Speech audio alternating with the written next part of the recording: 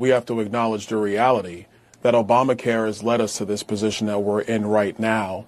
Even when you go back to when it was originally passed, we were promised that premiums were going to go down. That never happened. Premiums have risen substantially since it was passed, and that's even before you get to the deductibles. The deductibles now under Obamacare are so high, people really don't even think that they're able to hit those deductibles. So it's really become a mirage. When you bring the tax credits in, what the Democrats did when they had full control back in 2021 is they put these tax credits in because of COVID-19, because people weren't working. But then what also occurred is the cost structure around Obamacare became that much more expensive. If the Democrats were so concerned about insurance premiums, they could have made them permanent back in 2021. They chose not to. Should they now chose make for them them permanent, to expire Congressman? At this point in time. Should they now make them permanent, let me be clear. They chose for them to expire today to wield them as a political weapon. Now let's talk to the shutdown.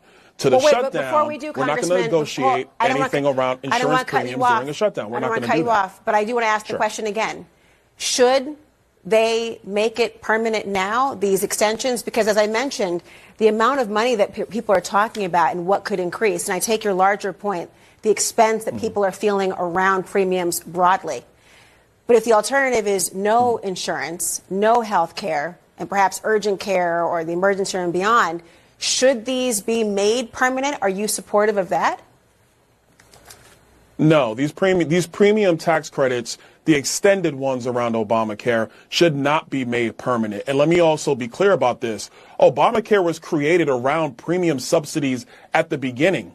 So what was done during COVID under the Biden administration was an expansion of the existing premium tax credits that were already built into the original law. So you have to look at it this way. There were tax credits already, and then what they did under Biden is they expanded them and built them even higher to hide the true cost. I don't think that the American people should bear that burden today, but we have to repeal and replace this program. It has never worked.